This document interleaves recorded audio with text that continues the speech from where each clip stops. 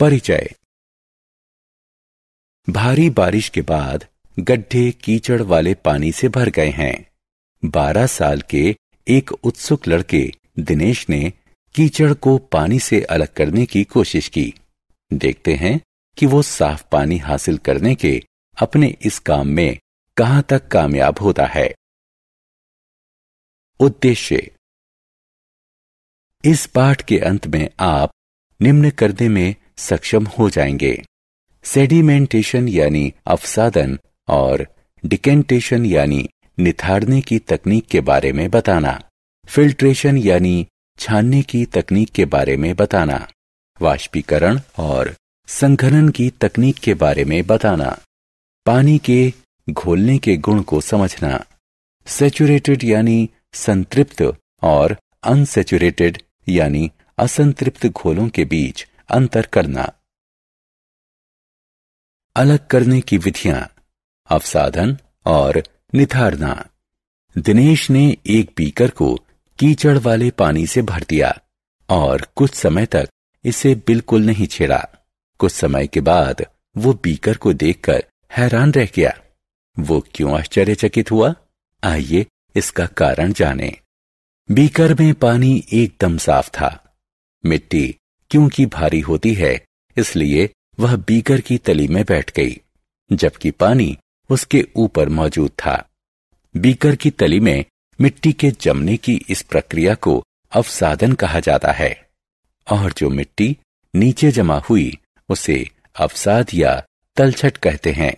दिनेश ने इस मिश्रण में से पानी को अलग करने के लिए साफ पानी को बिना अवसाद को हिलाए दूसरे बीकर में डाल लिया। अवसाद को तरल से अलग करने की इस प्रक्रिया को निथारना कहते हैं। इसी तरह अलग करने की कुछ अन्य विधियां भी होती हैं। आइए इस पाठ में उनके बारे में पता लगाएं। अलग करने के तरीके। छानना। बच्चों, चाय बनाने के बाद हम इस मिश्रण को एक छलनी में डालते हैं। चाय छलनी के छेदों से गुजर जाती है और चाय की पत्तियां छलनी में रह जाती हैं। अलग करने की इस प्रक्रिया को फिल्ट्रेशन या छानना कहते हैं। लेकिन छानने की यह प्रक्रिया किसी तरल में घुल चुकी ठोस चीजों को अलग नहीं कर सकती। कभी कभी किसी ठोस चीज के महीन कण उस छलनी से भी पार निकल जाते हैं, जिसका इस्तेमाल छानने के लिए किया जाता है। ऐसी स्थिति में फिल्टर पेपर का प्रयोग किया जाता है। फिल्टर पेपर एक ऐसा खास तरह का कागज होता है जिसमें छोटे छोटे लाखों छिद्र होते हैं। तरल तो इन छिद्रों में से निकल जाता है, लेकिन ठोस कण फिल्टर पेपर पर ही रह जाते हैं। फिल्टर पेपर में से जो तरल गुजर जाता है उसे फिल्ट्रेट या छना हुआ तरल कहते हैं। जो ठोस कण फिल्टर पेपर पर ही बचे रह जाते हैं उन्हें रेजिड्यू या अवशेष कहते हैं। ऐसे मिश्रणों को अलग करना जिनमें 2 से ज्यादा चीजें हों। आइए अब एक प्रयोग करते हैं। अगर आपको पानी, रेत और नमक वाला मिश्रण दिया जाए तो आप इन तीनों चीजों को अलग अलग कैसे करेंगे? आप रेत को अलग करने के लिए इस मिश्रण को कुछ देर के लिए बिल्कुल नहीं छेड़ेंगे। रेत क्योंकि भारी होता है और पानी में घुलता नहीं है, इसलिए वह बर्तन की तली में बैठ जाता है। फिर इस मिश्रण को रेत अलग करने के लिए निथारा जाता है। नमक क्योंकि घुलनशील होता है, इसलिए वह पानी में पूरी तरह घुल जाता है। ऐसा वाष्पीकरण और संघनन के जरिए किया जाता है। आइए देखें कि इन 2 शब्दों से हमारा क्या तात्पर्य है।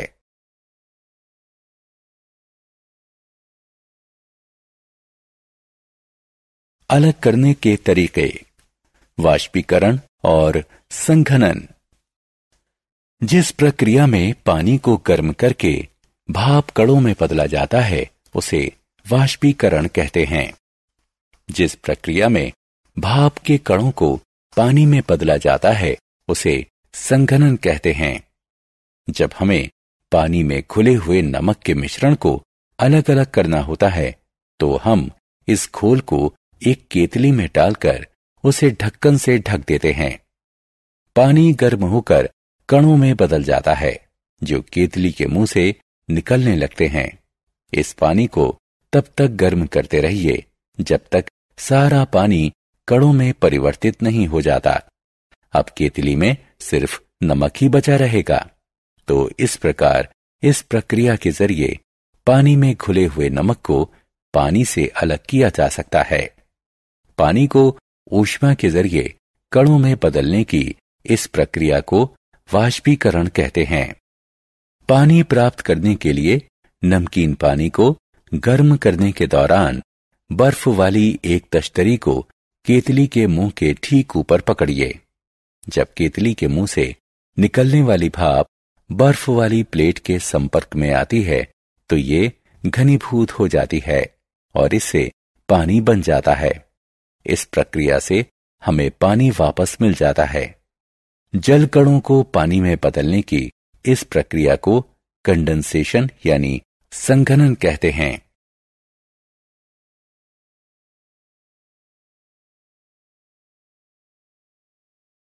पानी के घुलने वाले गुण।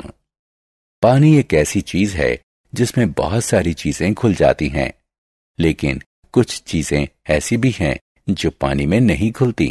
आप रेत, दूध, नींबू का रस और मोम इकट्ठा कीजिए, थोड़ी चीनी और नमक भी लीजिए। इन चीजों को अलग अलग पानी में घोलने की कोशिश कीजिए।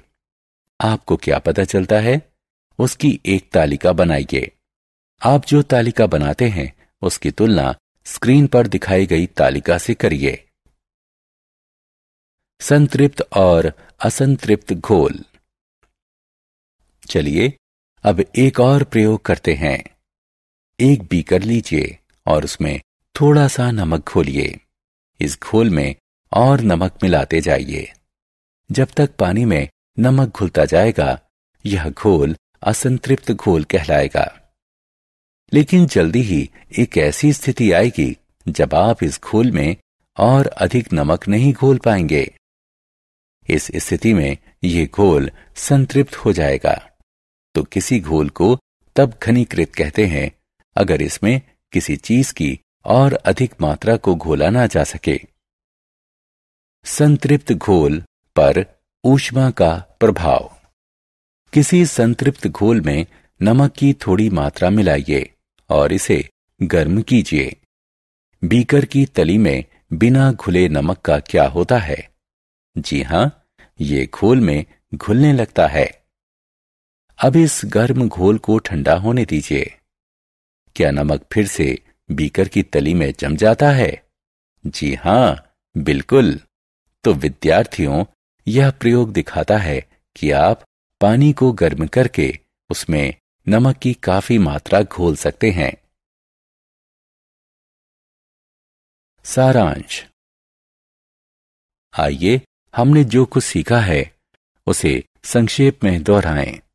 अवसादन एक ऐसी प्रक्रिया है जिसके जरिए किसी तरल में मौजूद घुल ना सकने वाले भारी कणों को नीचे बैठने दिया जाता है। निथारना एक ऐसी प्रक्रिया है जिसमें अवसादन के बाद प्राप्त हुए साफ तरल को किसी दूसरे पात्र में डाला जाता है और नीचे जमे कणों को हिलाया नहीं जाता है। छानना एक ऐसी प्रक्रिया है जिसमें किसी मिश्रण के एक अघुलनशील ठोस पदार्थ को इसके तरल तत्व से एक फिल्टर के जरिए गुजारकर अलग किया जाता है। पानी को गर्म करके उसे भाप कणों में बदलने की प्रक्रिया को वाष्पीकरण कहते हैं।